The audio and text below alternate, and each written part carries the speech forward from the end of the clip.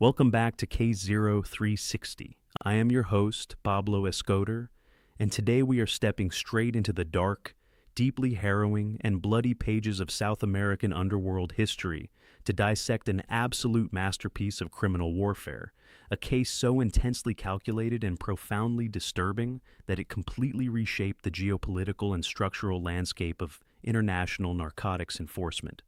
We need to talk about the definitive, real-life nightmare of the Colombian crime files, tracking the catastrophic evolution of power as it shifted from the explosive, hyper-violent reign of Pablo Escobar's Medellin Cartel straight into the cold, corporate, and terrifyingly sophisticated grip of the Cali Cartel. For over a decade, the mainstream historical narrative focused almost exclusively on the theatrical, loud, and bombastic terror campaign orchestrated by Escobar from his sprawling jungle strongholds.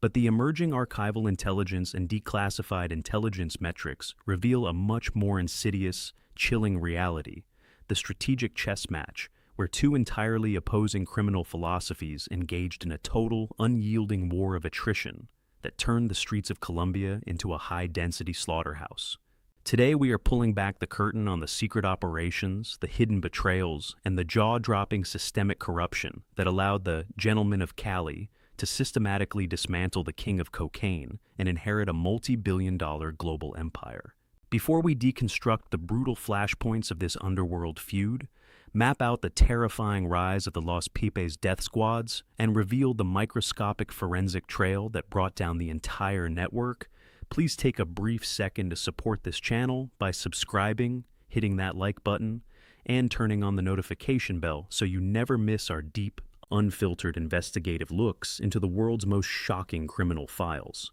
To fully comprehend the sheer psychological friction and strategic complexity of this historic cartel war, we must first examine the two radically distinct, competing operational models that fought for absolute market dominance. In the blue corner stood Pablo Emilio Escobar Gaviria, commanding the Medellin Cartel through a doctrine of absolute, unyielding violence and public intimidation, a brutal baseline philosophy encapsulated by his infamous rule of plata o plomo, meaning silver or lead. Escobar did not merely bribe officials, he systematically assassinated ministers, bombed commercial airlines, and targeted the Supreme Court to force the Colombian government into institutional submission. In stark, chilling contrast, the Cali Cartel, orchestrated by the Rodriguez Orejuela brothers, Gilberto and Miguel, alongside partners like Pacho Herrera and Chepe Santa Cruz, operated like an elite Fortune 500 corporation. Labeled by law enforcement as the Cali Gentlemen, these master manipulators viewed violence as a massive, economically inefficient operational failure, choosing instead to quietly invest their staggering multi-billion-dollar cash flows into buying entire political assemblies, banking networks, and legitimate commercial infrastructure, moving their massive drug shipments under a shield of perfect corporate invisibility. The absolute core of this unfolding historical nightmare centers on the precise, terrifying moment when the fragile, early truce between these two criminal empires completely fractured, plunging Colombia into a state of total low-grade civil warfare.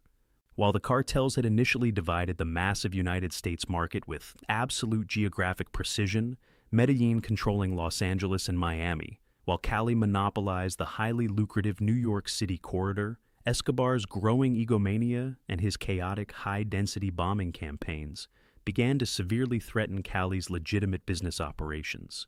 The definitive ice-cold turning point materialized in January 1988, when a devastating car bomb decimated Escobar's luxury Monaco apartment buildings in Medellin, nearly deafening his young daughter. Realizing that the corporate godfathers of Cali had funded the strike, a deeply enraged Escobar launched an absolute scorched earth campaign, orchestrating over 85 targeted bombings against Cali's domestic commercial pharmacies and drugstores, leaving dozens of innocent civilians dead and turning public spaces into a terrifying battlefield. However, international true crime investigations reveal that the most lethal weapon deployed against the king of cocaine was not a conventional army, but a dark, highly calculated coalition born directly out of Cali's immense financial leverage. As Escobar fled into the dense Colombian wilderness following his chaotic escape from his custom-built luxury prison, La Catedral, the Cali Cartel quietly engineered the formation of Los Pepes,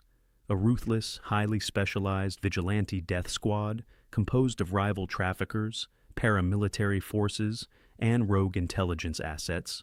Funded by Cali's endless financial reserves and working with covert, unacknowledged assistance from elite law enforcement units, Los Pepes systematically hunted down Escobar's internal infrastructure, executing his top lawyers, bombing his safe houses, and assassinating his key financial couriers on a daily basis.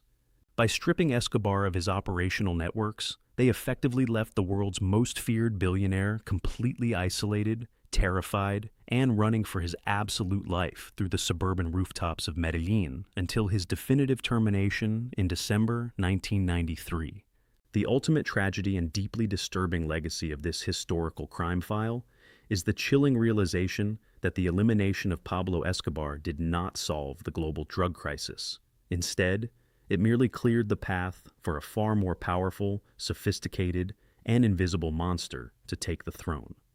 The moment the Medellin structure collapsed, the Cali Cartel instantly monopolized the global market, expanding their operations deep into Europe and Asia, and controlling over 80% of the world's cocaine trade while raking in an estimated $7 billion